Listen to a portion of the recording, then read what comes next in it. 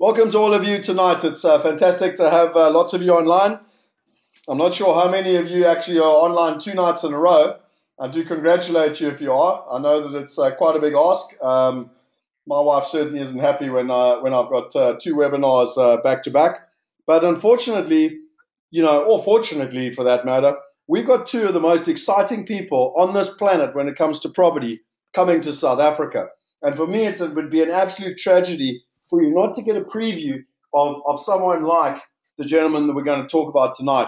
I mean, for me, before I go into giving you a decent introduction, I'd just like to say, RJ, it's great to have you online. I'm amazed that you've worked out how to use technology and actually from America can get online. But no, jokes aside, it's great to have you online. It's great to have so many other people online, and I look forward to a very interesting topic and debate. Well, very good, Scott. Well, thanks for bringing me online. And yes, last week I learned how to email, and today I learned how to go to meetings. So I am moving rapidly up the scale of technology in the 21st century, with all your coaching, of course. Well, I am going to warn people up front that I've been doing property now for, well, pretty much my whole life, but I've been doing international property. It was IPS's 10th birthday in March.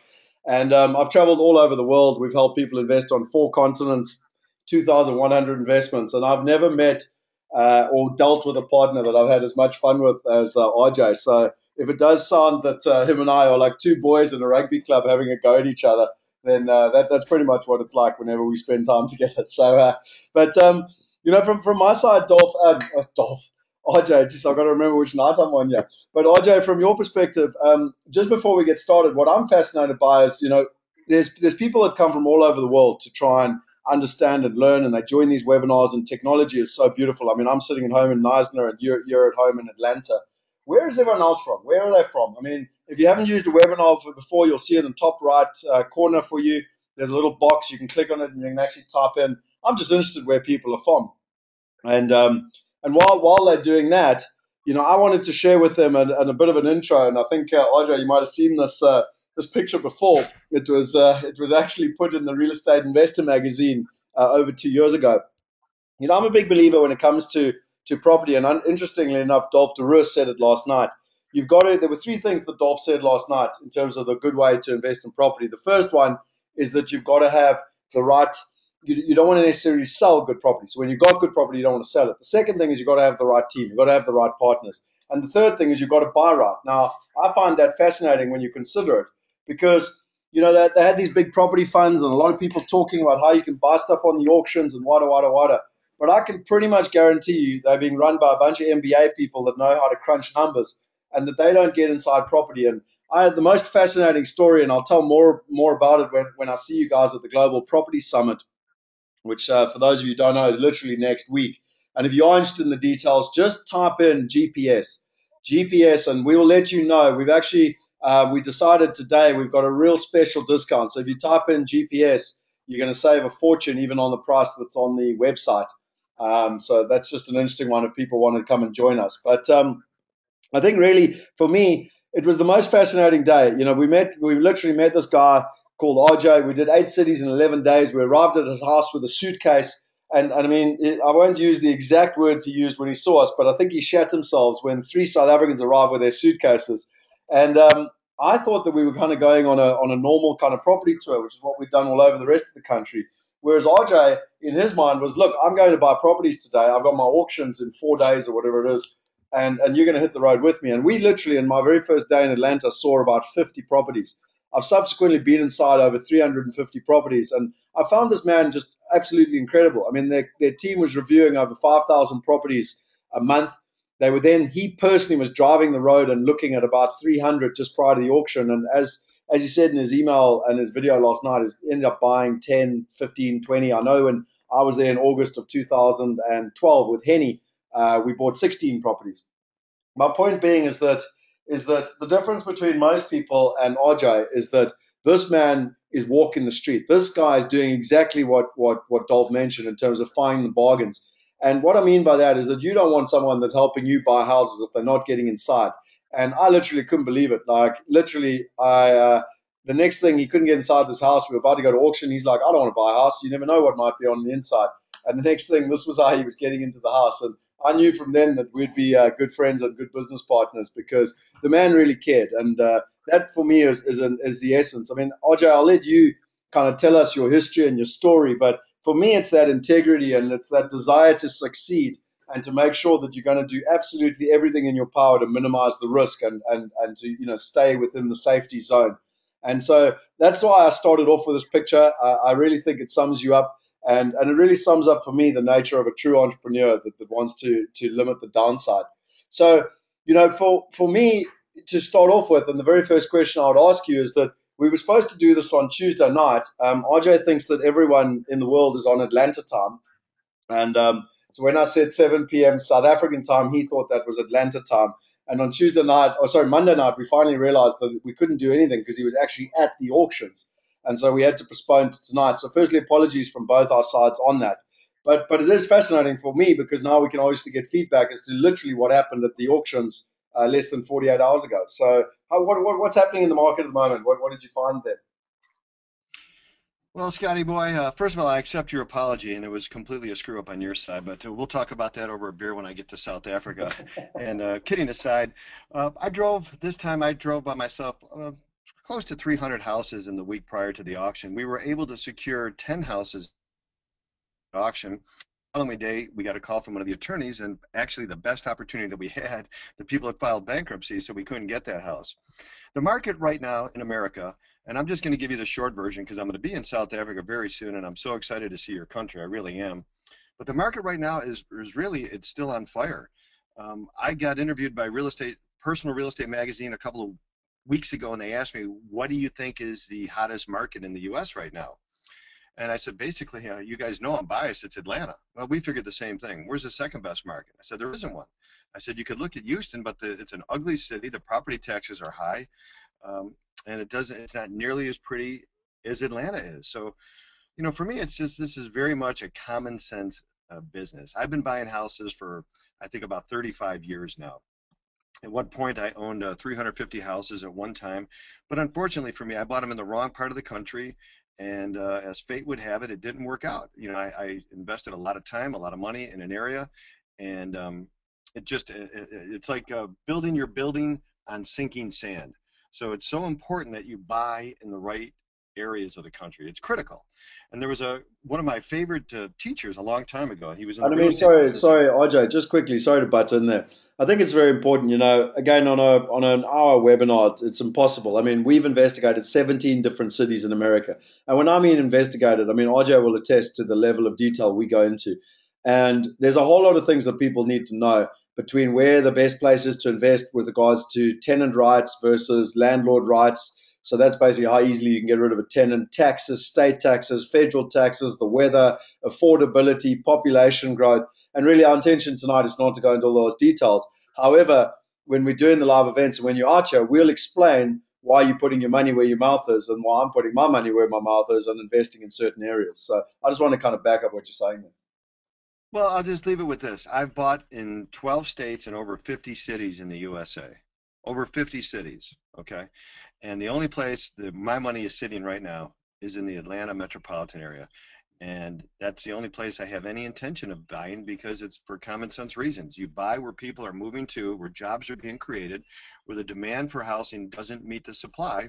We're getting higher rents now than we thought we would get at this point, and the market is good. You see, Scott, business is good or bad in between your ears. Some guys can't find opportunities. Now, it wasn't just the auction houses we bought this week. I had asset manager deals. I had private wholesale deals. I had other deals from realtors that know exactly what I'm looking for, things that fall through the cracks. So, again, opportunity is there. It comes around every 24 hours. The key is your ability to take action when the timing is right. And that's where most people fail, is their failure to take action. Tell me something though, RJ. Let's rewind a little bit, and I know that with your ADHD and my ADHD, we're probably going to go around in circles, which is why I tried to give you some sort of direction tonight. But let's take a step back. I mean, you mentioned you've been in the game for 35 years. What is your experience in terms of kind of where'd you come from? How'd you get into property? Why property? What is your experience? And just before you answer that, you'll see that I've put up a poll there for everyone else. and I've been asking, what is most important to them tonight? Are they looking for the best place to invest? Are they looking for capital growth? Are they looking for net yields? Are they looking to reduce the risk because of rand devaluation? Or are they looking to create global wealth? And if people could just answer that, it will also give myself and RJ a very good indication as to what you're wanting to get out of tonight. Because obviously we understand our stuff. We can be fluid, we can be flexible, and we can answer the questions that people want to know. So, if you wouldn't mind answering that while RJ tells us a little bit about his experience, I'll close it off in the next 30 seconds or so. To clarify, Scott, which experience do you want me to share with you?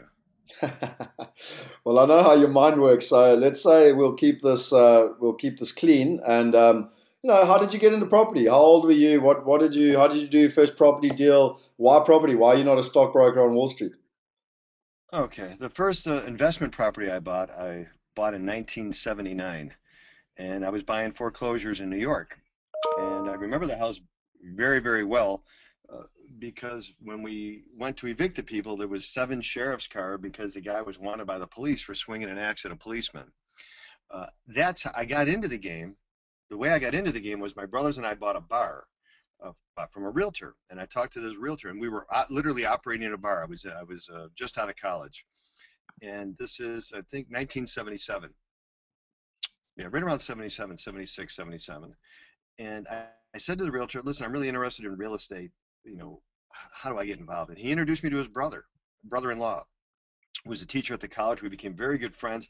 And I started attending seminars all over the country. And I'm self-taught. I'm self-trained. I've been to probably over 100 seminars. I've given seminars, but that's not how I choose to make money. I'd rather make my money in the streets. That's where my passion is. That's where my love is. And it doesn't feel like you're working when you're doing what you love.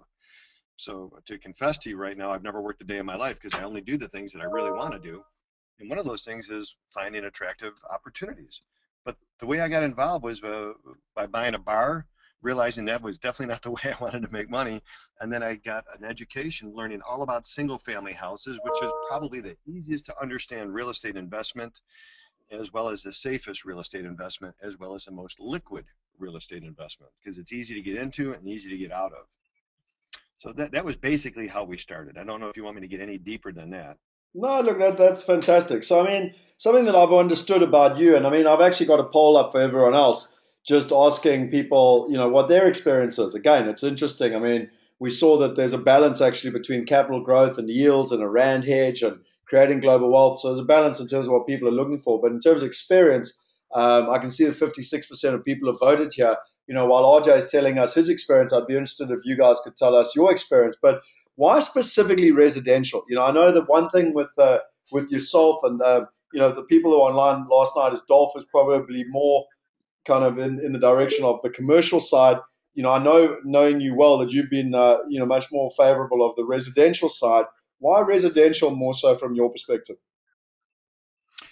Well, I actually just alluded to some of that, Scott. It is the safest real estate investment there possibly is. And the reason it's the safest is because everybody knows a little bit about houses. Most of us live in houses. So you know how to fix the little things around your house or you know who to call. But it's the most liquid. And if you make a mistake in a house, it's a small mistake. You make a mistake in an apartment building, an office building, hey, you're going to have your ass handed to you in a paper bag. And that happened to me. That happened to me in about 1985. I bought an office building for 975,000. 3 years later, I sold it for 840,000. That was my first taste of commercial real estate. And the thing is, really good commercial real estate is for the big boys. I'm not a big boy. I'm just a little shot. I'm not a big shot. I'm a little shot, but I'm For a little anyone that shot that comes along to the Global Property Summit, I'll testify he's not a big boy. Like you'll see it in the flesh. Let's not be a wise guy here now. But the thing of it is, the reality is I'm just a little shot that keeps shooting. And have I made mistakes buying houses? You bet. But they're easy to get rid of, and it doesn't cost you so much money. The screw up is a very small screw up. It's not a big screw up. But again, if you're playing in that bigger uh, arena of commercial real estate, which has really become a very exclusive arena now for real estate trust in the United States, as well as hedge funds. And when you buy those type of investments, one, they're not easily liquid. If you're buying them with other people, you don't have any control. I like to control the beginning to the end in my investments. Okay, if you need money, how do you get out of a 100-unit apartment building? Do you refinance the whole thing? How easy is it to finance? Who are you going to sell it to? Okay, the thing about houses is if you buy well-located houses in good neighborhoods, our end game is always to sell it to a homeowner because homeowners will pay more money because homeowners buy for emotional reasons. Investors buy for cash flow and growth. That's why we avoid cities in the United States that many people have put money into that are basically rental cities because they've never thought through an exit plan. Who are they going to sell to? They're buying houses in many cases with Section 8 tenants, which are federally subsidized tenants. These are tenants that don't work for a living or they make so little money that they can't afford to live in a real house. So the government, they assist them and they pay for it. But they can never buy. How do you get out of that house? You're not going to sell it to a homeowner. And if the tenant moves out, you're going to be doing another full-blown rehab on it. You have to sell it to another investor. It's So we look for interesting. the stuff that It's interesting, RJ. Sorry for butting in there, but it's interesting for people that are interested. I would recommend going and looking up a YouTube video that RJ and I did, which I called "Unweaving the Truth," how finance in America actually works. And we were standing outside a property in Atlanta, unfortunately owned by a South African through one of our competitors. And RJ was explaining exactly all the challenges of exactly that buying an investment property, buying in a bad neighborhood. It was pre 19, what is the date? 1978, I think you said, when there was still lead based paint and you could be sued even years after you actually owned the property. And most importantly, I think what RJ taught me just there and then was that if you sell to an end user, then it's all based on emotion. And we're going to teach you at the Global Property Summit how we do that very, very effectively. And a technique that we learned from John Chin as well in terms of how to take advantage of the big property funds that are coming into the market. But the most important thing, if you're selling and you're in an area where you've got tenants and you can only sell to another investor, well, that investor equally wants a good return. And so it's very, very difficult to get that capital growth. And so I'd recommend it. Go search for Unweaving the Truth on YouTube, and you can actually see RJ and I outside our house talking about an exact example of what you're talking about here. Scott, one of the things I'm good at is never being able to follow directions, including yours. So I'm going off the map right now, what you got here for a format for this webinar. And I'm going to talk about something else, and you're going to agree right now that you're not going to interrupt me until I'm done. After that time, you may interrupt me because I'll be done. So I actually won't be an interruption. So we're going to talk about something a little bit different. I'm going to twist this up on you because you can't stop me, and I like that.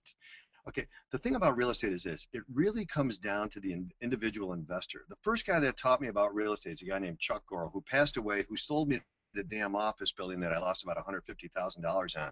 Chuck was brilliant, but I saw that he took advantage of a lot of his friends, and he would sell things at peak value after he got everything rented and not really have the full story there. But he said one thing, and it's resonated with me all my life. Real estate, it's really about the person that's investing. You see, Chuck, you see, Scott, everybody comes from a different upbringing. We all have different financial resources. We're in different seasons of our life. You got young babies. My children are grown now. Okay, so totally different seasons. But when it comes down to the people that are investing, they have to know, and they really need to understand that they have to have goals. You got to have goals to understand what's important to you. Where are you trying to get to? Because if you don't have a map of where you're trying to go to, you're certainly going to be off chart. You're never going to know if you've reached your goals if you don't have them written down. So when you talk about people and people getting involved in real estate, some people are there for cash flow. Some people are there for growth. Me, I'm there for absolute safety because I don't think that there's a better place to put my money. Everybody lives in a house unless they live in an apartment or unless they live in a cardboard box. And if you don't plan well, that could be you under a viaduct somewhere in Atlanta. But the thing is everybody comes with different experiences. Some people have invested before, other people haven't invested for, and we have to talk to them a little bit differently because they have a different language that they speak. Maybe it comes about because of their experiences, whether they're good or bad or they don't have any. And it's key to understand why everybody wants to get involved. And that's why when we're in South Africa, we're going to have coach. RJ, we just lost you there, dude. RJ?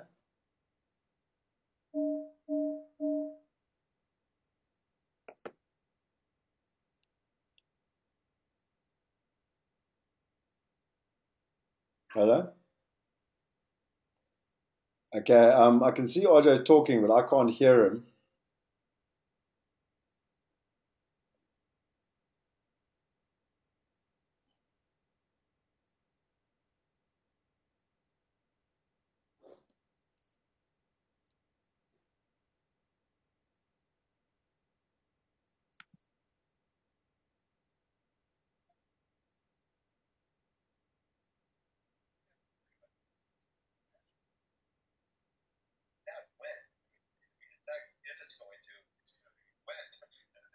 times there's a drought before people get involved. So when we come to South Africa, people are going to have the benefit and the opportunity to sit down with me or you or anybody they want to, just go over what their goals are and see if we can get them straight. And that's where it starts. My goals are different than everybody else's.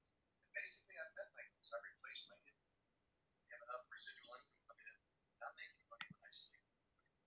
That's the way I like it. I don't have to do anything. I don't have to get up. But love what you do. Like I said before, this is really a sport. So take over, Scott. You jam me up here. Give me the next question. Anything you want to give me about? No, well, I am my one. Can you hear me there? Okay, my one computer's gone down, which is why I always make sure I've got two computers. So just give me 2 seconds. I just want to check something quickly. There's a big storm down in Knysna, so I just want to see why this thing's not connected.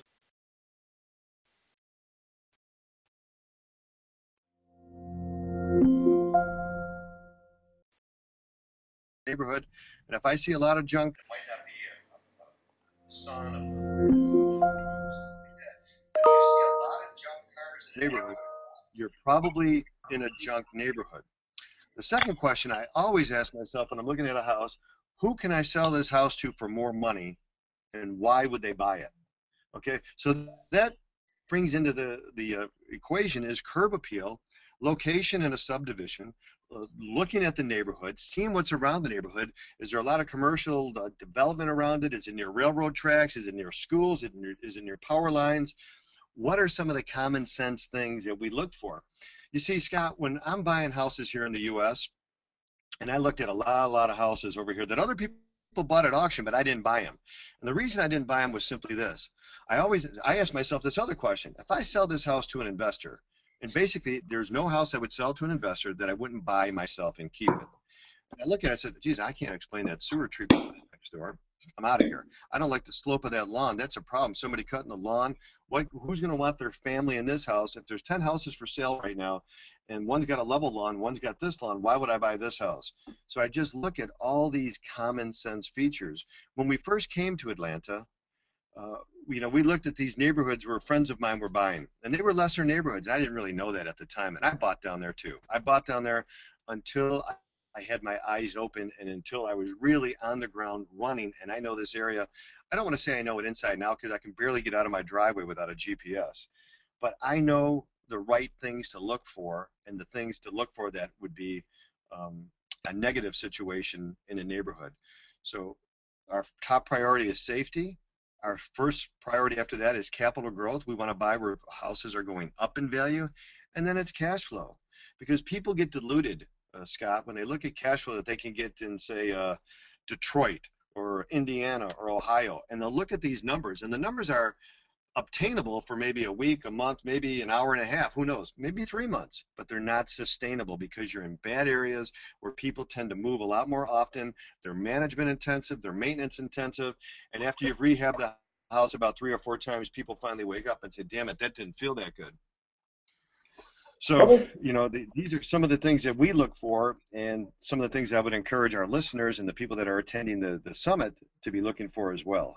I mean, you talk so much about it, and it's stuff that you just can't pick up from the internet, and you can't pick up if you don't have the right partners. Because you talk about the steep driveway and the fact that, like in winter, you might have, I don't know, ice or snow or whatever, and the next thing the person drives down the driveway and goes straight through their garage door. And that type of stuff is what people don't understand. And for me, it's all about partnership. The 20th century was all about literally like people standing on stage trying to sell you something, run to the back of the room, get my coaching, get the DVD, get the book, which is what you're talking about. And then there's the difference between actually coming along, learning from people, and partnering with people that are doing it every day of the week. And as you say, it's what they do. It's their passion. It's you and I do this because we enjoy it, not because we want to I don't know, make some money out of trying to do a webinar or something.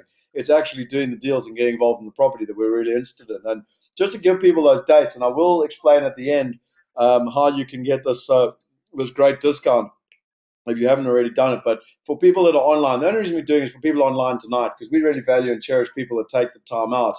But the Global Property Summit, we're in Durban on the 13th of May. That's next week, Tuesday. We're in Cape Town on the 15th of May. We're in Midrand on the 20th of May.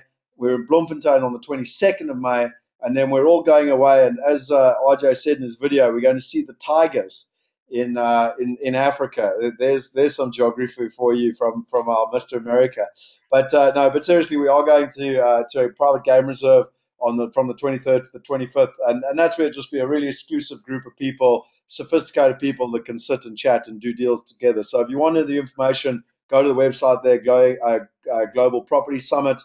I think really the most important thing, and I'll go through this towards the end, but the difference between it, as I said to you, is that the 20th century is all about selling things. The 21st century is all about partnerships. We've done lots of events, and they say imitation is a serious form of flattery. But for me, no one can compare in terms of our experience, the partners, the quality of the partners, the track record, and the results. And all we've ever done is international property experience. And the track record is what you need to look at. Our asset managers have only ever invested in property and invested internationally. And one of our senior asset managers was actually involved in an organization coming out to South Africa at the moment trying to sell coaching.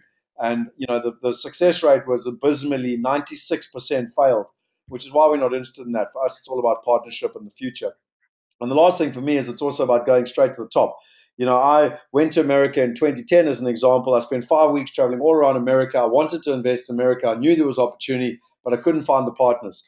And then I came back in 2012 with a different strategy, and that's how I met RJ. And for me, it's about partnering and going straight to the top and going with the best. And I mean, if you look at it just in terms of the combined experience over 128 years, in terms of the people that are going to be there, about Dolph, about Henny. We're talking tonight about RJ. We've got Ian Scott, myself, Jakob, Brendan, Ryan. There's a whole lot of people that you met. As I said, we've got RJ online tonight. We're all going to be there. So I mean, it's really a great opportunity. If you want to know more about the GPS, just the Global Property Summit, just type in GPS. We'll also show you how you can get a significant discount just for the people online. A lot of value. Like for us, it's not about the ticket price. The most important thing we're trying to do is that if people don't pay, they don't pay attention. And so we just want the right type of people in the room. For us, it's about getting the right type of people. It's not about how much money you got. That's irrelevant. It's about having the right type of people so that we can do deals together. And I'm sure, as RJ would attest, that's why our buying trips are so much fun, because it's all about getting the right people on the bus. And once you got the right people on the bus and you get the right energy, the rest can happen. It's magic. RJ, a question for you. You originally invested in New York. You actually mentioned it earlier, or not quite New York, but near New York, et cetera, et cetera. A lot of South Africans sit here and we all, know New York and we all want to go there. The city never sleeps. I get asked all the time about investing in New York. Why did you stop investing in New York as a matter of interest? Just one particular place. I know you're even from there. In terms of my point is in terms of living there, but that's not my point. From a property perspective, why there? Why not there? Why Atlanta versus up north in the cold? A lot of the stuff I'm going to share at the event, Scott, but very briefly, New York was the case where I built my ladder against the wrong building. Excuse me one second. And New York is, how do I say this? Uh, it's kind of like the country of South Africa, probably. It's probably, most things that are wrong with the U.S. You have a tremendous amount of people in the poverty level, and part of New York pays for all of New York. We got some of the highest property taxes, some of the highest uh, income state taxes in the United States, as well as a government that siphons the money from the rich and just hands it out free to the poor. It's nonsense. It's a consumer protected state, very highly regulated. The weather, what can you say about the weather? The weather's not that great. Most people from New York, if they got enough money, they get the hell out of there and they have a place down in Florida like I do. Well, except I've made Florida my domicile.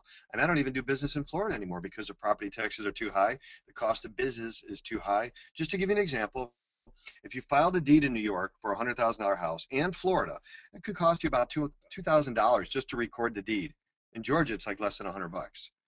So we moved to a tax-friendly state, a state with good weather, a state that people are moving to, a state where jobs are being created, a state where there's newer inventory, okay, because in New York, these houses I had were all 80 to 100 years old, and all that really means is I've got, new problems with old houses every other day. Something always goes wrong in those houses, and you buy one of those houses and you paint it, right? When we first started out there, it used to cost me about $1,500 to paint the exterior of a house. By the time I left, it cost about $5,000 to paint the house, and the paint's only going to last about 5 years because those wooden houses, the wooden clapboard, they've been in the weather for like 100 years, 80 to 100 years. So you got the constant freezing and contraction, and the paint just doesn't hold. So we used to side many of the houses, and that was very expensive too. But the problem is, at the end of the day, the houses were still in New York. And I've got some stories to share, some of my war stories from New York when I come to your town that are, they're very interesting. And what they've really allowed me to do is move forward at a rapid rate, and achieve much higher success by finally getting out of there. You see, Jimmy Napier, one of my greatest teachers, said something to me, and this is really applicable for the people that are listening tonight and the people that will show up at these events that you're having throughout South Africa, and that's this. You can invest anywhere you want to. You're not a tree. Okay? Now, I'm going to say that again. It might not seem that prophetic, but it really is. You're not a tree. You can invest wherever you want to. Okay? Me, I grew up in New York. I wanted to be near my family. Sicilian heritage on one side, British on the other side. That means I like to drink mostly red wine.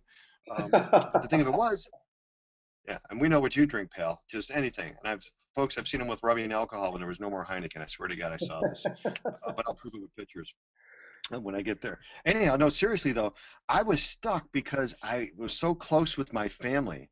And then finally, I broke the chains. I moved to Florida. Lo and behold, my family, but they all have houses down there now as well. So once you get outside of your comfort zone of where you are, and folks, let me just tell you something.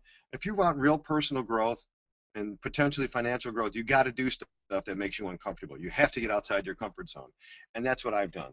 I've done that, and I've done it on more than one occasion. And growth doesn't always feel good. Okay, change does not always feel good, especially when you're going through change. And I'm sure some of you listening to this have probably had failed relationships, failed businesses, issues that have come up. Failure, but what do? We fail forward. We learn from those experiences. We get better and better and better. We obtain wisdom, and we use that to move on. And that's where I'm at. And I'm all about personal growth. I'm all about financial growth.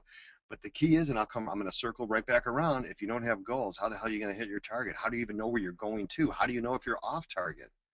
So there's so many things that come into play Tell me for something investors. though. It's interesting because we were just like every other South African. We wanted to start in New York, and we went there. And to be honest, I went there. I mean, how many times I've been in America? I've been there now, like I don't know, 10 times in the last 2 years.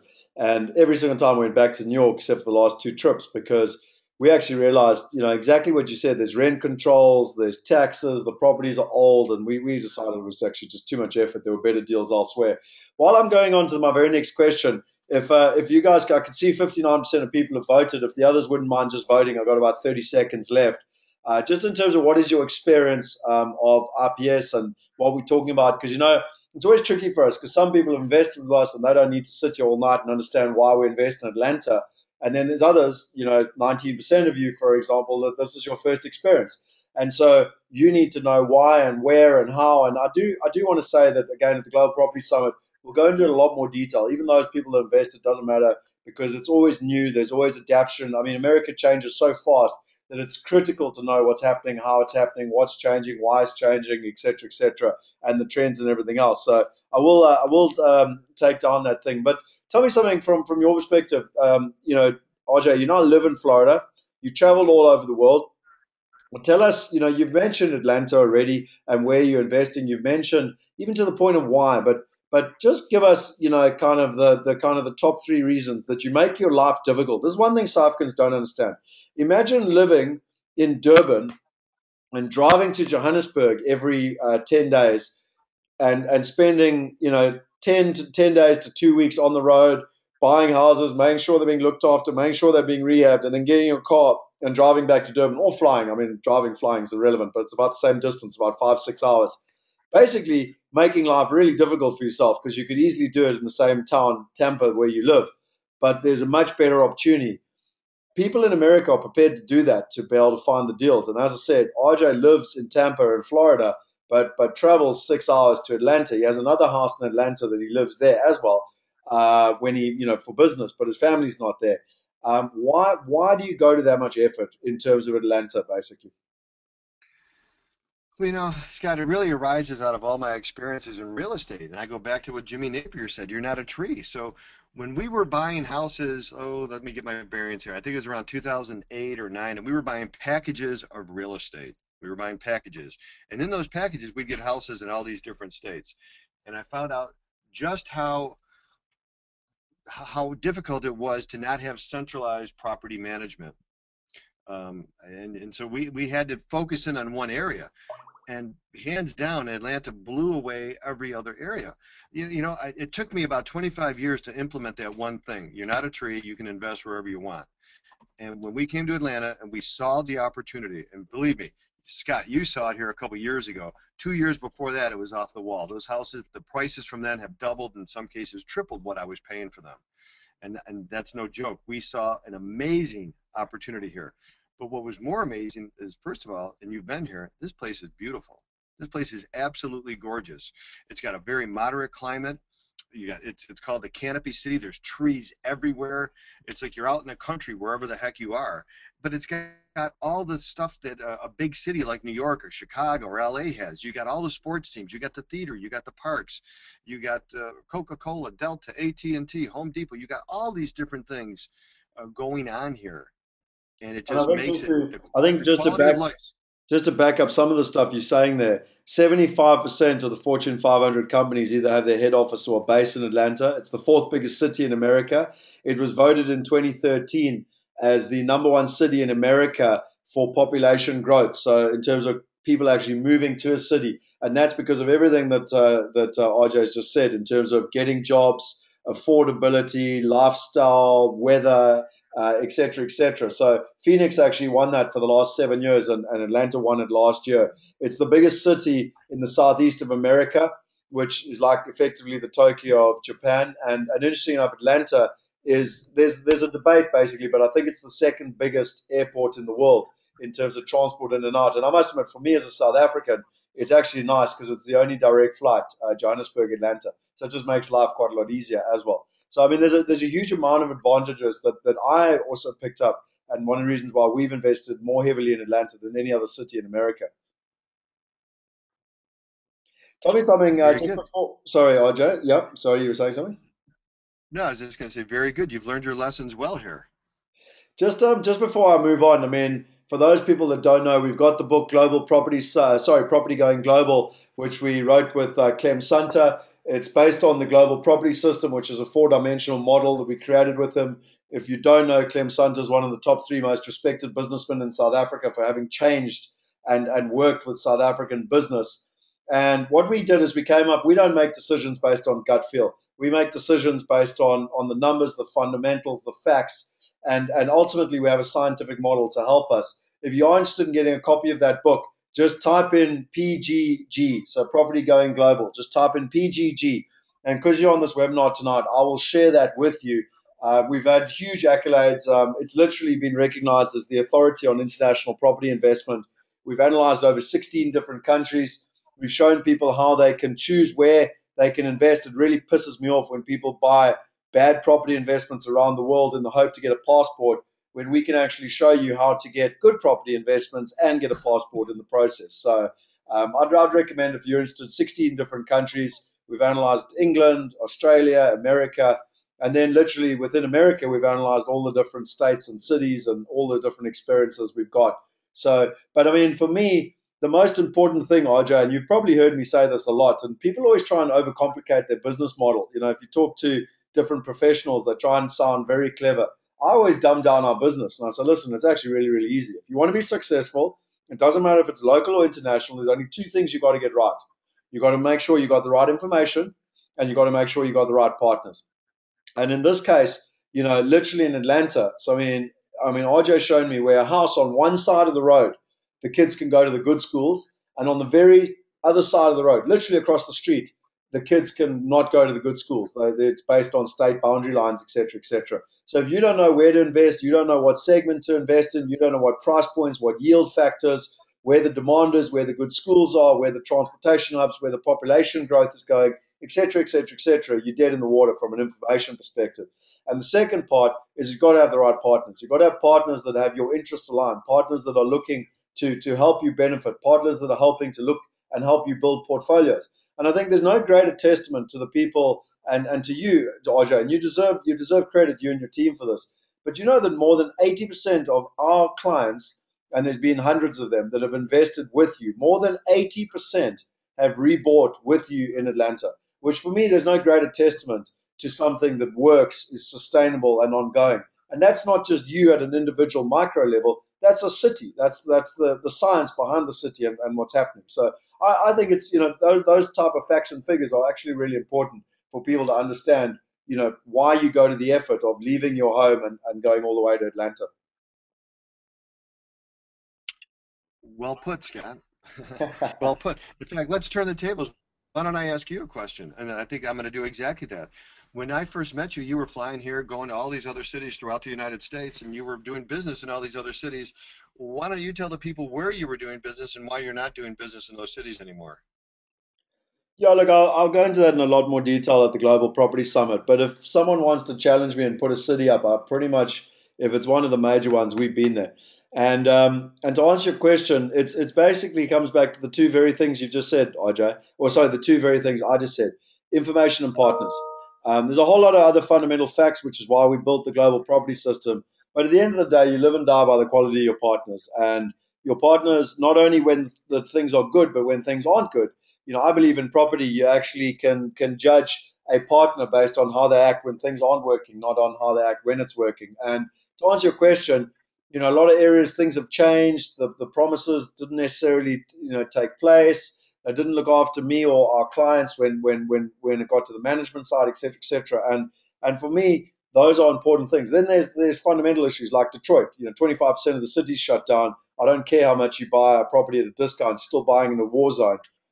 Places like Chicago, it takes 6 months to evict a tenant. It's as bad as South Africa. It's easier to pretty much, no, I'm not going to say what I was about to say there. But anyway, my point is, it's very difficult to get rid of tenants. Versus Atlanta, where you can, it's a landlord friendly state, you can get rid of them. So there's multiple. I mean, Vegas, is a tourism based economy, and when I was there, the rents where there was a lot of vacancy. The economy is based on pretty much one market. Tourism was down 60%. You don't need to be a rocket scientist, and no matter how much you buy the property for, if you don't have a tenant, you don't have an investment. So these are the type of things that, for me, I've looked at it. And California, we've been to Los Angeles. I've just come back from Silicon Valley, San Diego, all beautiful places. I probably would choose to live in maybe San Diego, but I don't want to invest there because the property prices are just that much more expensive in terms of your bang for your buck. But the one thing I love most in terms of the debates and the Global Property Summit, RJ, is that you and I will be on stage and people can ask us any questions they want because we've got the experience and we can run through it. I mean, Peter has asked about Orlando, Florida. I really like Orlando, Florida. I think the market is very sustainable there. I could go into in a large amount of detail.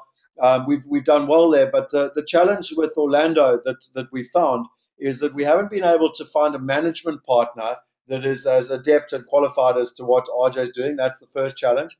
And the second challenge is the property prices rose dramatically there in the last 2 years. So we invested there for the first 12 months, and in the second 12 months, the prices had gone up too dramatically, and the yields no longer afforded investing in Orlando. So the properties we got in Orlando we're keeping, but buying at the moment, the price factors have gone up too much, and the yields don't make sense. So that's the one thing with America. And someone asked a question earlier, and I think this is a good time for you to answer this question, RJ. Brian Sears said, America's on fire. What does that mean? And before I hand that question over to you, I will say, from my experience, there's no such thing as an American market because Atlanta can be rising and Detroit can be crashing. And there's no such thing as the entire market's going up or the entire market's going down. But just if you wouldn't mind answering Brian's question, you mentioned America's on fire. You might want to caveat that and say Atlanta's on fire, but I don't know. I'll leave that in your court. What do you mean by America's on fire? I'm not sure where somebody pulled that out of, but let me allude to a few things here, if I may. Parts of America are literally on fire, and that would be the West and the Midwest and part of the Southwest with wildfires, which have gone up exponentially in the last few years, and that's a result of global warming, so they say. Dude, I Now, mean on in the fire, long-term look, on fire meaning that they're growing wait, fast. wait, wait, wait. But you just passed the microphone to me. You can't keep interrupting me like this. And when I'm speaking in South Africa, you will not have a microphone when I'm talking. We're gonna straighten that stuff out right now, pal, because you are not gonna take me off my thing. And speaking of your ADDHD, you said ADHD. You don't even get it. It's attention deficit disorder, and in your case, high definition. So settle down, mister. Let me take this question and run with it. I wrote an article. A guy sent me an article. A guy that sells properties in all throughout the United States. And the article was the 5 hottest markets in the United States. I read his article, and then I wrote an article about that this person's position was that these were the hottest markets because these were the hottest markets he was selling in. Then I showed pictures of some of those areas that were literally burning up because of wildfires, which will happen again this summer. So I take a longer view of real estate. Where do I want my stuff for long term? See, I'm not selling. The stuff that I got and I'm holding, I am not selling. I did that before, and I would sell it because there was so much profit. Not anymore. I don't want to keep having to replace good properties. There's no point. I'm buying for the long term, and when I die, they're going to go to my kids. The stuff I'm buying is staying in my family forever. So when we talk about hot markets, that can mean a lot of different things. So right now, Atlanta is hot, okay? Phoenix is not so hot. Las Vegas isn't nearly as hot as it used to be because they can't get the inventory. Here, business is bad in between your ears, okay? I know how to find inventory. I know how to source it. Again, I've been doing this going on 35 years, so I've got a little bit of experience here doing these kind of things. And you know, you had a question there for me, and you hit on it earlier, but it never really didn't get verbalized, and I want to deal with it. And that question for me was, and you were telling me earlier, why, do I invest in commercial real estate? And I really want to address that. Folks, I am a single-family house guy, period. Okay, I am a single-family house guy for the reasons that I stated earlier. The thing about commercial is I'm not a big guy. I'm not a big guy, and I don't want to invest with 100 people because I want to be able to control it. My life might take a different course. Everybody's life changes. Can we agree that everything changes in life, and if you don't adapt, you're going to die? Well, that's evolution right there, and it's the same evolution for business and business cycles and real estate cycles and all that stuff. Right now, the people that missed out buying from South Africa, and Scott, we laughed about this over a Heineken. I think you had 12 of them to my glass of wine, but nobody was counting, honestly, weren't. And we talked about the people that sat on the sidelines that were going to buy a house and they didn't buy a house, and then your currency dropped about 20% or 10%, and the values went up, and now the same house would cost those people 30% more. The key is you get information, and the key is to act on the information. If you've got the courage of your convictions, then you march forward. And when I come to South Africa, that's what we want to do. We want to give you guys the information. We're pulling off the gloves. We're pulling back the curtain. We're going to share everything that we know about this business and how you can get happily involved if that's what if that aligns with your goals. If it doesn't, then for gosh sakes, only do what aligns with your goals. I'm the first guy to tell people to invest in themselves, invest in your business. But if you don't have a business that doesn't require more of a capital investment and you got money, what do you do? What do you do? You have to invest in something. Now, if you buy a bar of gold or a bar of silver, it looks great, it's shiny, you put it in the closet, it sits there and it collects dust, but it doesn't pay a dividend every month like rent does. Okay, what gold and silver does, because now we're talking a little bit about alternative investments, and don't try to stop me, Scotty, okay? Gold and silver preserves wealth. Back in the time of Jesus, if you had a gold coin, you could buy a nice robe, a pair of sandals, a little belt to go around it, and maybe a little hat or something, a little hoodie or something. But it bought you an outfit. You take that same gold coin today, it's worth somewhere around $1,400. I just bought a sport coat. It cost me $1,000. Pair of shoes, $200, a belt, a shirt. I almost could afford a tie, but I couldn't, so I didn't get one. But it preserves wealth. It doesn't really make you money because you don't make money unless you sell it. With real estate, not only does it go up in value, okay, but you get a dividend every month. Every month you're safer, cleaner, and better. And you know what? That dividend comes whether you're awake or you're sleeping. And you don't really have to do anything about it with a passive investment, just like gold and silver sitting in your closet. You don't do anything. You just say, how long am I going to hang on to this stuff for? When do I get something? That's me. That's me. I don't invest in art. I don't invest in things that I would have invested in before. I don't invest in other people's business. I invest in me. And I know what I'm doing, and that's why it's single-family houses, because they're so easy to understand. You don't need to go through a total gyration of a computer analysis. If you need a calculator to analyze a transaction, I'm telling you straight up right now, it's not good enough. Okay, you don't need a calculator to analyze a transaction. If you're one of those guys and you're just looking at the paper return. Let me tell you something. It's a paper return. What happens in real life is always different, and you need to know that going in.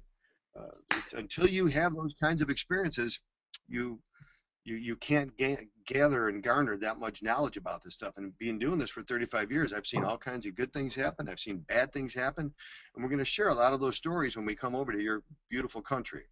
OJ, just a matter of interest, you alluded to it, and I want to put actual numbers to it. At the extravaganza last year in March, when John Chin came out and was representing you guys in Atlanta and everything, we had 202 people in the room. 180 came up with excuses. Now, to be fair, those 180 were at least in the room. There were probably another couple of hundred, if not 1,000, that had excuses as to why they didn't come. They were too busy, work was too busy, didn't have time, whatever it was. And those 22 people bought properties. The rand subsequently, we were told by James Painter, our expert, that the rand would go to 10 rand to the dollar within 3 months. It took less than 6 weeks, and subsequently has never recovered below 10 rand to the dollar. Your properties have yielded at least a net of 8% every single month, and the guys have experienced a capital growth on average of 16%, plus the rand in total last year devalued by 21.41%, a total IRR of 41% at a minimum for the people that invested. And all I say is that for those people sitting on the fence, they're like, oh, I'm too busy and we've had too many public holidays and shouldn't I come to the Global Property Summit? You know, experience speaks for itself, and like you said, sustainability, consistency. And it's taken me over 2 years to get RJ to come to South Africa. You must understand, he thinks that our mosquitoes carry AIDS. And so he's quite scared of that and the tigers. And so it's been quite difficult to get him to South Africa. But now he's coming, and really it provides people with an opportunity to come along, meet him, shake his hand, look him in the eye, believe whether you like him, trust him, and want to do business with him. And really, so if you are interested, just type in their GPS, and we can give you more details. But it does bring me, you mentioned, RJ, that in 35 years you've learned a lot of what works, a lot of what doesn't work.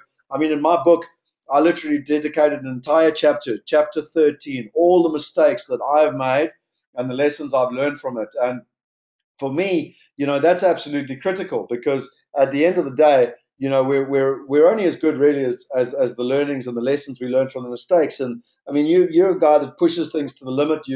That's, I think, it's why you and I get on so much. We want to push, we want to change things, we want to change the norm, we want to add value. But when you're going fast, sometimes you do make mistakes along the way, and we've all learned from those. And I know that as an example, you're going to share with people and go into it in a lot of detail when you're out here in South Africa. But you've also turned that into some of your greatest results. Is there anything you want to share there in terms of just giving kind of a bit of insight into what people can expect when they meet you?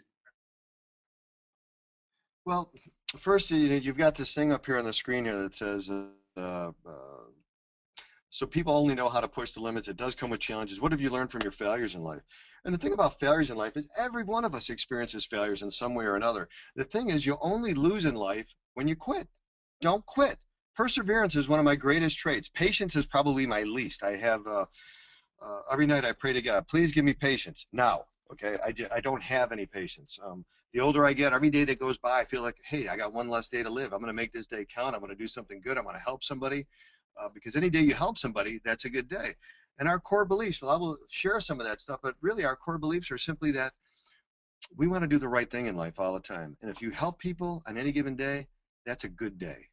Okay, and wealth is measured by your relationships, not by the amount of money that you got in your bank. If people are serious to get involved in the U.S., Scott, this really is about the only opportunity they're ever going to see me live without coming to the United States. And when I get there, I'm pulling back the curtain. There's not going to be any nonsense. It's going to be a tell-all event that will allow your people to see exactly who's behind the curtain in the U.S., and that's me. I'm going to make it fun. It's going to be energetic. It'll be motivational, encouraging, uplifting, and more important, it's going to be informative. My plan is to educate and motivate while removing the barriers of entry into the U.S. market. And I think the time is right for me to unveil some new financing that we've put together. We've been working on for years and finally got it for international buyers. I've got stories I've never shared before that will reveal just exactly what motivates me. And believe me, Scott, I've got more desire, drive, and ambition than the next 20 people. So let's just let it flow, baby. So, and I'm just saying this to you guys that are on this call right now that are listening, and the people that aren't, maybe share it with them, but show up. And I'll tell you something. Here's what I'm willing to do. I'm willing to put this on the line. I have no idea what Scott's charging for this event, but I will reimburse everybody the full amount that you had to pay to get into that room if I don't give you at least one good actionable idea. And if I don't give you a good idea, you just tell Scott, I'll cut you a check out of my money. If you don't like what I said, anybody else who's speaking, I can't count for them, but I'm delivering the goods. And you know, people, it really all comes down to people's goals. Okay, if you're happy with what you got, just keep doing the same thing over and over again. If you want to prepare for the future, because I assure you, you guys just had elections. We got elections coming up. The future is changing. The world is changing. You know, every day you can read in the newspaper what's going on in Syria, what's going on in Russia. You got tribes in northern Africa that just go out and machete everybody to death. That's what we think about when we think about Africa. I mean, let's face it, shit's happening all over the globe. But if you get caught up watching the news and reading the newspaper and you know all this great stuff, forget about it. This isn't going to change your life unless those tribes are coming into your household or something or into your neighborhood. You know, that's how we look at it. You got to do the things that make financial sense. You got to have some financial discipline in your life. And if you want to create a better life for yourself and for your family, and you don't want to outlive your money, which by the way, is a very, very bad strategy. Do not outlive your money, and you better prepare for the future because you're responsible for it. Nobody else is responsible for your future, not your government, not the people in your church, not your neighbors, your family, your friends, nobody. People need to take responsibility for their lives, and people need to take responsibility for their own financial destiny. In the U.S., Scott, now I'm on a roll and I can't stop, okay? You know, things have really changed in the U.S. with the wonderful leadership we have in Washington. That was sarcasm, guys. They are turning our country into a socialistic country, and it's a very strange phenomenon. You know, it used to be, people used to be born head first, okay? You go to parts of Detroit, they're coming out hand first. And, you know, everybody wants, I want my free lunch, I want education, I want Obamacare. Get the hell out of here. The only thing that's free is air and water. When you come into this world, that's what you get. You want anything else, you got to work for it. This entitlement mentality that is pervading my own country is disturbing. Do I let it affect what I do on a day-to-day basis? Absolutely not. I know it's out there, and I just don't. I buy in areas and like Atlanta, where we don't have that kind of thinking. This is a totally pro-business state. Oh, Scott, you will love this. Remind me later, I'll send you the mugshot. We had one of our tenants evicted yesterday, and the judge had her arrested as well because we had a hard time getting her out. We bought the house at auction. She told me the house was $800. No way, this house is a $1,500 a month house. She went into court. We finally got her into court, and she told the judge the rent was $375. $375. Where's your lease? Well, I can't find it. Who do you pay? Well, I don't know. If you challenge this verdict, I'm going to have you arrested. The silly bastard. She challenged the verdict. She went and tried to appeal it. We got the arrest warrant. So when the sheriffs came to finally throw her out yesterday, after she filed a bankruptcy and defied the judge twice, there were 3 sheriff's cars that took her away in handcuffs. Now, folks, to me, that's poetic justice. She got what she deserved. Anthony, the property manager, couldn't be happier because she jerked our chain. That's Atlanta. That bullshit up in New York, the owner would go, and he'd be called the slumlord and the scourge of the earth. Boston, you can't get people out of a house. In Detroit, I had houses there. I've learned. I've lived that life. It took me 7 months to evict somebody because the judge says you have to serve them personally. Well, that's bullshit. These people don't answer the door. It's common sense. Where you buy, where you hold, where you keep it, what are your goals, where are you trying to get to, what's important to you and your family. That's the kind of stuff I'm almost done. Settle down, settle down. That's the kind of stuff that we're going to cover. No, look, I'm very aware of it, and I mean, look, that's one of the things. I mean, you're coming out here, you're spending a full 2 weeks in our country, and you know, I can't wait to have you here. Duke's asked a question though, and it's such a valuable question, and it's probably the number one reason most people don't invest offshore. And Duke has said the critical part of investing in real estate is managing the real estate asset. Obviously, given that investors like us are not located in the locations of real estate assets, can you comment on what type of management systems are in place for managing real estate investments in the US for investors from South Africa? And before you answer that, ironically, my very next question is that most people just want to sell you stuff. Most people are just salesmen all they're interested in is selling your house. Most people think that just buying a property is 80% of it. In my opinion, buying a property is 20% of it. The fact that IPS has done 2,100 investments is because we understand that management, maintenance, structure, tax, compliance is actually 80% of it. And one of the things that I like most is RJ and the solution they got. So why are you different, RJ? To come back to Duke, to give Duke comfort that whether he Well, lived in I'm different for Atlanta the or primary in reason South is I Africa, it's really relevant. care. And all of our systems grew out of. Wait, let me go, Scott. You can't interrupt me because I'll lose my flow. And if I lose my flow, I'm going to get aggravated. So don't do that to me. Okay. So you asked a question. Let me run. Okay. All of our systems grew out of my own needs to manage my own stuff. I told you before, I think I said in this webinar, I owned as many as 350 houses at one time.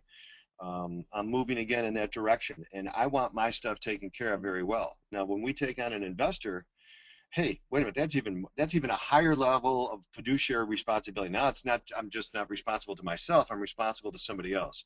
So we take it extremely seriously, and we've implemented systems, new systems as of recent that have changed, they have literally changed the way we do business. And I'm going to share those with you. The most recent change that we did was phenomenal. We rented, Scott, over 50 houses in the month of April. We've already rented 10 for May that people will be moving in June. We added 5 portfolio property managers. They have specific areas, specific houses. They're responsible to keep them rented, collect the money, and everything. Everybody reports to Anthony, and he reports to me. And I'm looking at all those reports, and I just had every one of those people in this room yesterday. We're giving them their checks for last month, and some of them got over $11,000. So what we've done is we constantly are changing in a system to make it better. We don't want to be like everybody else. We're not cattle. No, we're leading the charge. I'm not a follower by any stretch of the imagination. I don't take directions very well, but I'm damn good at giving them.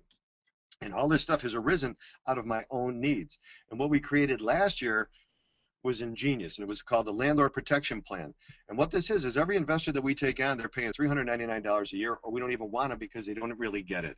This is like an umbrella insurance policy, whereby every year you get 3 separate inspection reports from a separate inspection company with dated pictures showing the inside and the outside. What we're really doing is getting a report card on the tenant, on their attitude, how they're taking care of the place, the landscape, and the inside. They go in there, they change the air filters. If the smoke detectors need batteries, they do that as well. That's one of it. You get 3 separate reports. You can't pay for that kind of stuff. They also do pest control while they're there. 19 out of 20 times they got to treat for ants because they keep coming back. Left alone, they get all over the place and they can destroy the wood. That's part of it. We do, and if you have an eviction during that year, there's no cost. We got it covered. And a lot of times we file on people, but just to make sure that they pay us, and we just do that because we have to train these tenants. The other part of it is that they get to go on my insurance policy, our master policy, which saves them money. We got the best insurance policy out there, $1 million liability, $5,000 loss of rents, $2,500 deductible. They also get a tax appeal every year. And we just wrote a newsletter on this, and I think we sent you a copy, Scott. And we got some of the people's taxes got reduced by 43%. Left unchecked, left unchallenged every year, your people's property taxes are going to go up because municipalities need money. They constantly need money because that's how they all get paid. What do? They raise taxes on people that don't pay attention to this stuff. Well, we pay very close attention to it. And we saved people a fortune last year. There's a couple other parts.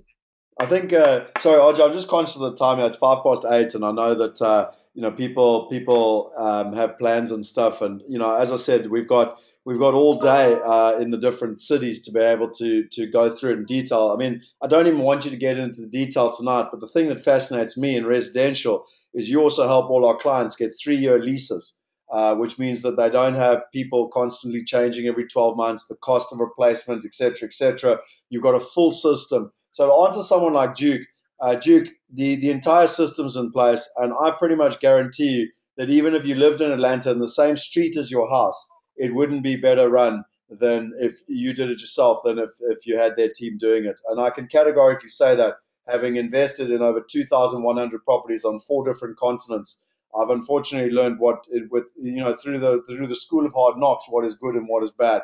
And I can tell you that in terms of their system, it's a full end-to-end management and maintenance solution. OJ, just before I give people some insight into how they can come and join you, You've never been to South Africa. I know you're terrified of the mosquitoes. I know you're worried about the tigers. You really want to come out here and get some zebra milk, but or even maybe some of that lion semen. But what is it that really makes you excited in terms of coming out here and coming to the Global Property Summit in person? Well, I really do get a charge of watching how you can continue to drink alcohol, Scott, after you're falling down on the floor and basically drooling out of the side of your mouth like you had a stroke. So I've always been excited to watch your behavior as the night degenerates. But besides that, I'm actually looking forward to seeing all the people that we've done business with. I've made some terrific friends in South Africa, people that I really care about, and I'm delighted to come to see them in their country. A couple of them have actually come to my home in Florida, in Tampa, and I've always enjoyed doing that. You see, our attitude's a little bit different. The people we do business with, I can't help it. It's just the way I am. I'm a gregarious kind of guy. I'm a friendly guy, okay? And I love meeting new people, and I love hearing the stories, and I love getting people involved, and I love the fact that I'm able to do something for people that they can't do for themselves. I know that it's a big challenge to invest overseas. You're not familiar with us, and anybody who tells you to trust them, you need to run from them, because trust isn't something that you just give to somebody. They have to earn it. Scott, Brendan, Yako, Willie, the team over there, they've seen how we've operated, and sometimes under adverse conditions when stuff went wrong, and we've always gone out of our way and overboard to make things right. That doesn't happen with other people in this business. And Scott found that out in the United States, that we stand behind what we do. And if we make a mistake, we correct it, and we correct it really, really fast. We've made so many different changes in the last couple of years to continue to increase our scalability with what we're doing.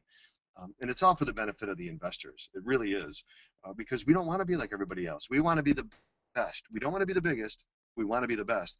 And if you guys show up, I look forward to shaking your hand, looking in the eye, and see if we can benefit each other. I'll be delighted to see all of you when I get to South Africa. Just as a matter of interest, if you were interested and you found something that suits your requirement, I have put up a poll there as to when you would actually be wanting to invest. I can see there's quite a few people that are unsure. That's perfect. As RJ said, it's all about sitting down. We're not estate agents. We're not salesmen. What we like to do is sit down with people, understand what they're trying to achieve, and then help them find solutions. I mean, I think just to reiterate in terms of those dates and where we're at, I can see 57% of people have voted. I'm just going to repeat those dates again. It's Durban on the 13th of May, so that's next Tuesday. Cape Town on the 15th of May, that's next Thursday. Midrand on the 20th of May, which is the following Tuesday. And then Bloem on the 22nd of May, which is the following Thursday. And then the private game reserve, which is outside Johannesburg on the 23rd to the 25th of May. These are the opportunities, ladies and gentlemen, to actually come along, spend time with us, actually be able to really see, what it is, ask all the questions, shake people's hands, look them in the eye, look at the opportunities, and really decide if these are the type of people that you want to partner with. There's three different ways to come. We've got a standard ticket, a VIP ticket, and a platinum ticket. The standard ticket or the premier ticket is literally you come along, you get a copy of the book, and you get to spend time with us for the entire day. The VIP ticket is for two people. You get to come for lunch. There's a huge amount of products and value adds and everything that's been chucked in so that you're educated and informed right from the start. And to be honest, you get priority in terms of one-to-one meetings and obviously getting offered the best deals to be able to partner with. And then the platinum are the guys that get to come away, the ladies and guys that get to come away for the weekend. We just want a small exclusive group. We're doing bigger and better things. And, my question is, wouldn't you like to partner with RJ? I certainly know I would, and I have for over 2 years now. But my point being is that, if you want that access, then those opportunities are there, and you get to come away with us for the weekend, and it's also 2 tickets to the event. Now, if you do type in GPS tonight, then you will get access. We will phone you tomorrow, and we've got some really good deals on because we want to add value to the people who've been online tonight.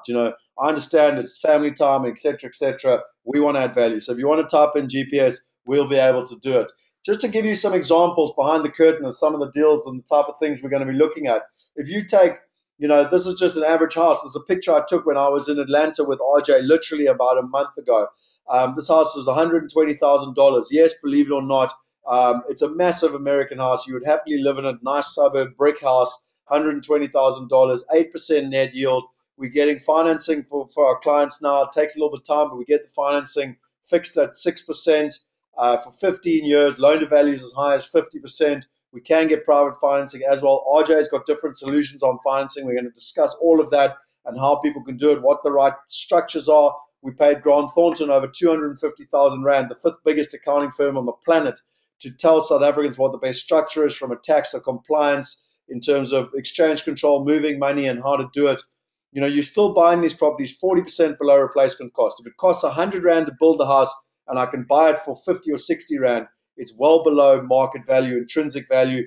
As I said to you, RJ's got 3-year leases in place, and over 80% of our clients actually repurchase. And for me, if you don't come to the GPS and you don't meet us and don't sit with RJ, if you've been sitting on the fence for a while, then this is your moment to be able to come along and actually see the opportunities, meet the partners, and decide if you want to work with them.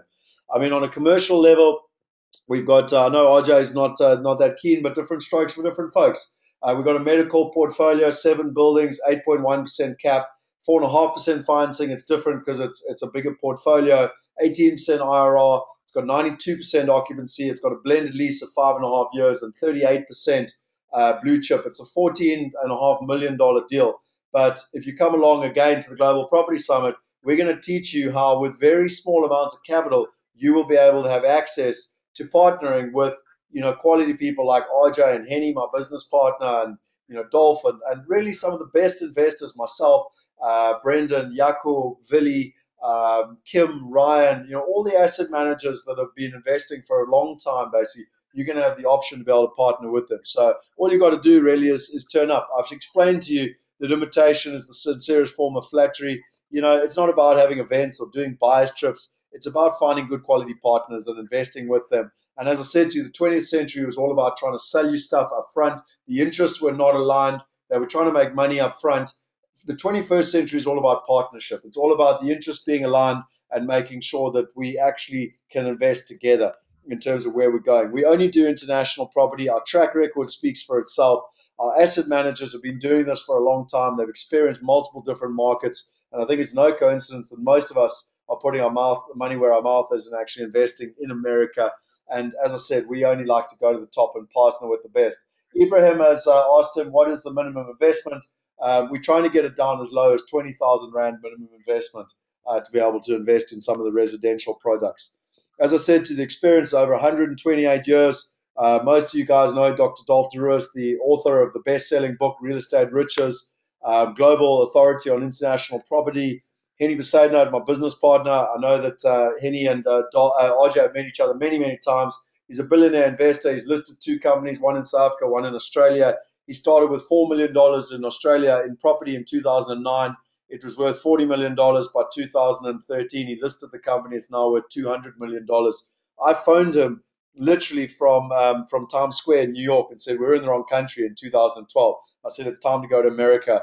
And this is the type of thing that excites me. Ian Scott is from Grant Thornton, audits over 80% of the property funds, the biggest property funds, Growth Point, Redefine, and all the big property funds in South Africa. They actually audit all of them.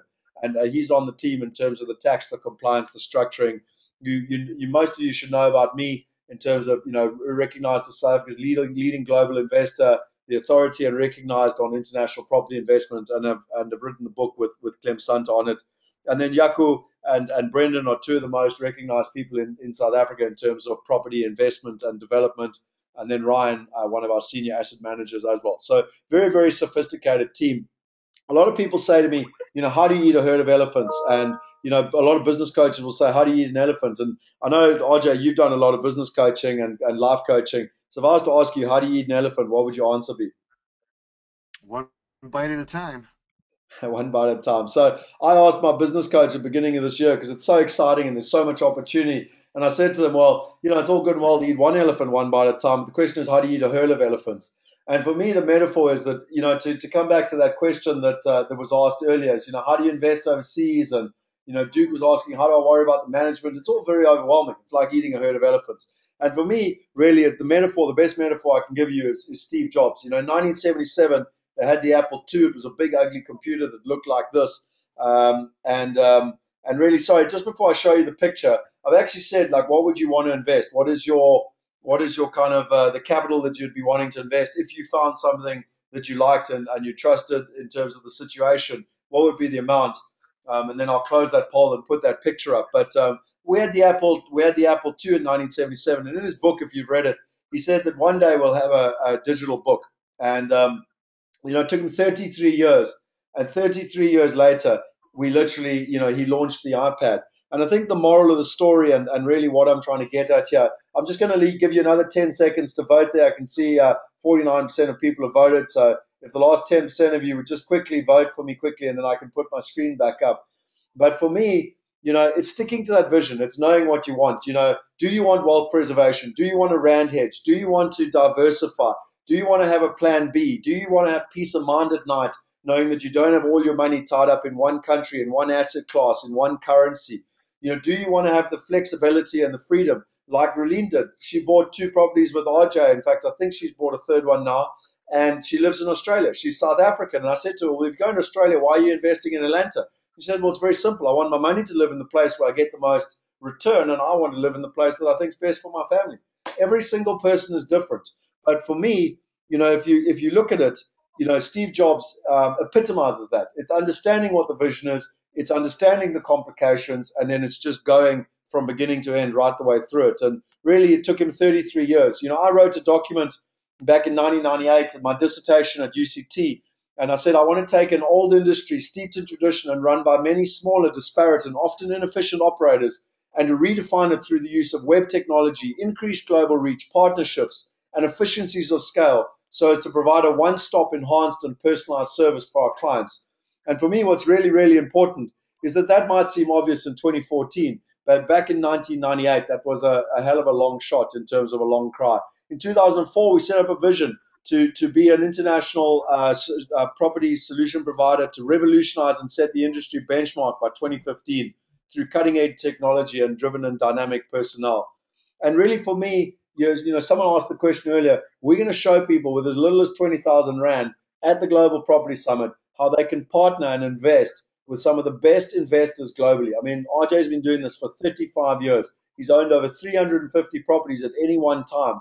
He's currently building his own portfolio and investing in properties right next to your properties, so that, and that's what I mean by alignment, right next to my properties in the areas we're investing, the same suburbs in terms of what we're doing. And for me, it's all about nature's laws. If you're a bird flying on your own versus a bird flying in a flock, if a bird flies in a flock, it can fly 70% further than a bird flying on its own. And that's what we're talking about. The gentleman that was asking about the management, Duke, I mean, Duke can get on a plane, he can fly over to Atlanta, he can try and do it himself. We can just follow nature's laws and actually work with other people. For me, it's making sure our interests are aligned. It's not all about earning the money up front. It's making sure that our interests are aligned and that the partners that we deal with only benefit and the returns are only on the back end once the clients have actually made the money in terms of where they are. And the other 2 words that are most important for me are trust and transparency. That's why we can do the buyers trips. That's why RJ can joke about me drinking Heineken and I can have jokes with him, because the people that come over actually we literally show them everything. And it's all about trust and transparency so that they can see who we are, what we do, where we're investing. And really, that's the purpose of the Global Property Summit, is that I can't get 200 or 300 people at any one time to fly to Atlanta. So for me, it took me 2 years to convince RJ that our mosquitoes don't have AIDS and that he can come to South Africa. And we've now got him here, and this is the opportunity. So for me, we're launching at the Global Property Summit. The dates we've been through, the address is the Global Property Summit. If you type in GPS, then one of our team tomorrow will get hold of you and teach you how you can get a significant discount, even off the prices that are on the website, and add some real value. And I think the difference in comparison with the 20th century and the 21st century is that you got the opportunity to learn from the rest, but here you've got the opportunity to partner with the best. And, from my perspective, RJ, it's been an honor and a privilege, as always, to share time with you tonight. I've learned a lot even tonight, but blow me down, am I excited about getting you out to South Africa and getting you in front. And for all those existing clients, just in my interest, 30% of people online tonight have actually invested with us already. I'd highly recommend coming down to the Global Property Summit. This one is going to be different.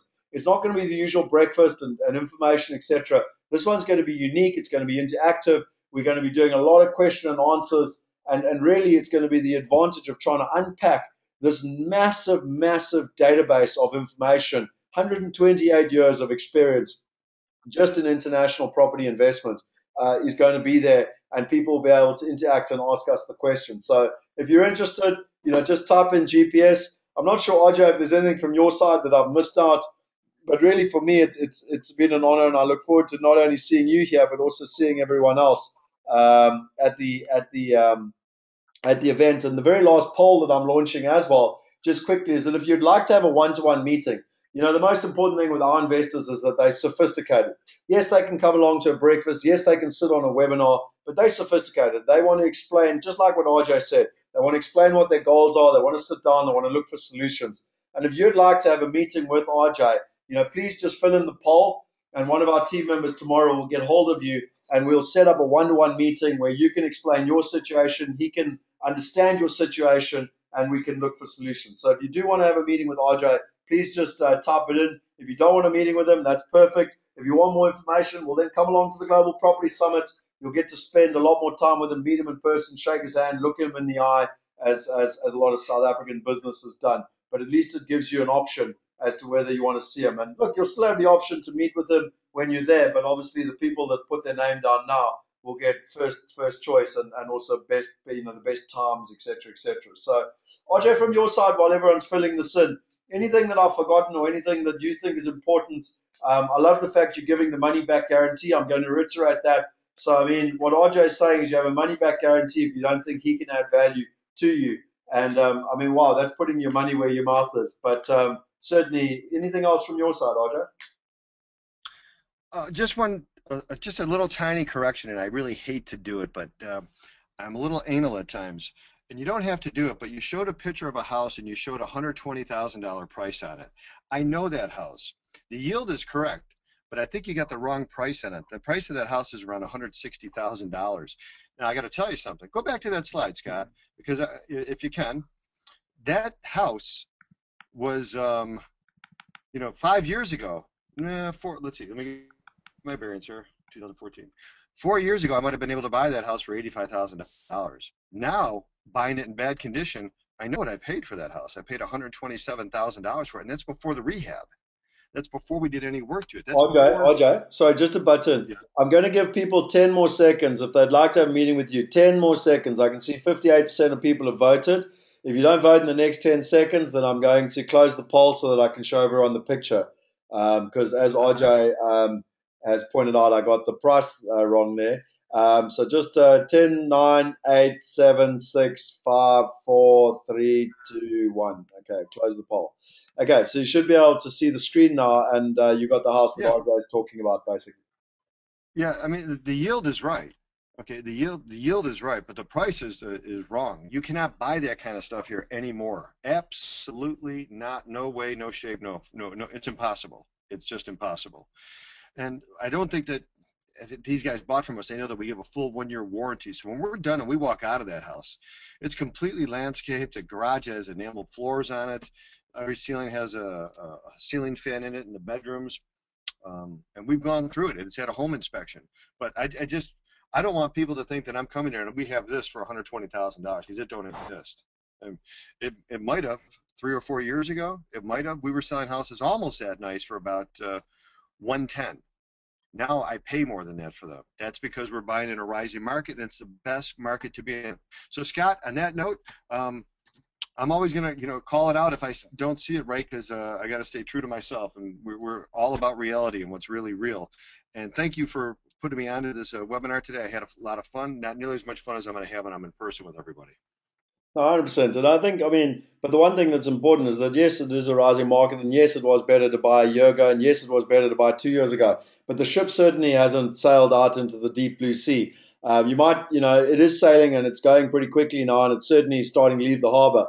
But you're still buying at 40% below replacement costs. You're still getting net yields of 8%, and you can still get financing fixed to below that. And by South African standards, even if it is $160,000, to buy a big 4-bedroom brick house in a good suburb for 1.6 million rand is impossible. It doesn't exist. You can't get an 8% net yield. You certainly can't get in a first world currency. And in terms of the rand devaluation, et cetera, you can't get 3-year leases. And I very much doubt, in terms of bank financing, et cetera, you can get those terms. So, it still shows people the value that they can get. And I appreciate you calling me on that, RJ, just so people understand.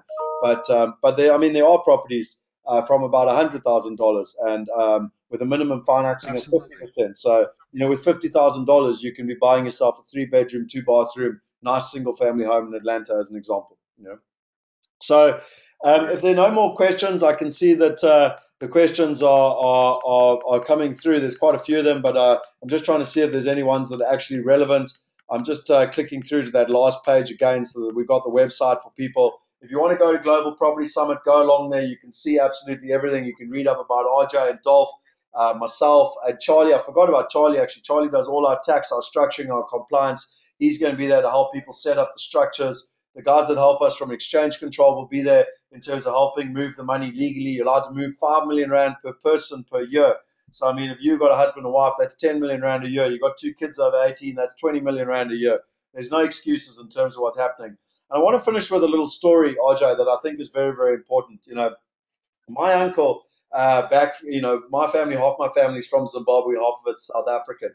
And my uncle, in 1980, he was 30 years old. He was in Zimbabwe and he was doing pretty well business wise, but he chose to open his first offshore bank account. In 2001, he decided that the country was no longer, sorry, 2003, he decided that Zimbabwe was no longer a good place for his family. And so he decided to move. And what he did was he moved to Brisbane, Australia. He was 53 years old. Anyone that knows getting into Australia at the age of after 45 is quite difficult. He bought his way in. He bought a house for cash in a nice suburb in Brisbane for $1.8 million. He put his kid through a private school. And most importantly, I always say he didn't have to work for an Australian. And people say, well, how did he do that? Was he lucky? No, he wasn't lucky. 23 years earlier, he planned and he set up a system that allowed him to have the freedom to take whatever action he wanted in the future. And what we're talking about at the moment, whether you're going to stay in South Africa for the next 20 generations is irrelevant. The world is going global. There are better opportunities, not necessarily on your doorstep, but around the world.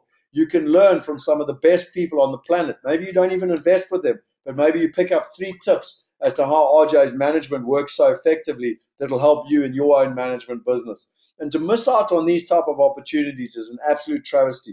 And the point is that to be able to have the freedom to make the decisions you want, to have the comfort to live wherever you want, to send your kid to whatever school you want, to not necessarily have to work for people you don't want to have to work for. It takes the discipline to take action way in advance. And really, when you consider just the extravaganza last year, if I look back now, RJ, based on what's happened with the Rand, with the yield, with the capital growth and everything else, imagine all 202 people at that event had actually invested with you guys there and then. I mean, they'd all be smiling like the Michael Honeysets of this world are, that are over the moon with the investments they made. But the point is, in life, it's so disappointing that only a small fraction of people actually listen and take action. Most of them sit there with multiple excuses. So you've really got a choice. You've got a choice. Do you want to be like my uncle and make a decision? I'm not saying make a rush decision. You've got to be educated, informed, come along, meet the partner, shake them in the hand, decide if it's something you like. But ultimately, you've got to make a decision to do something. Or you can just sit on a fence. And as Dolph said last night, there's 3 types of people in the world. There's someone that actually does something, there's someone that watches something happen, and there's someone that wonders what happened. And for me, in our country, it is our responsibility, not only to ourselves, but to our families, to make sure that we protect our wealth. Our wealth is declining by 29.5% every year for the last 30 years, according to the Global Wealth Index. We come up with a plan B. We have peace of mind so that we're not all over the place from a roller coaster point of view. And on top of all of that, we have quite a lot of fun in the process. And if you come down to the Global Property Summit, you'll see what I mean. So thank you to everyone who's online tonight. It's been awesome. RJ, thank you so much for your time. I'm sure you jumping all over the place because I've had you sitting at a computer for the last hour and a half, and you want to get in your car and go and start looking at properties and doing deals. And yeah, dude, I really look forward to seeing you in South Africa and sharing a drink with you when you get here. Very good, my friend. Cheers, and look forward to see everybody. Cheers, guys.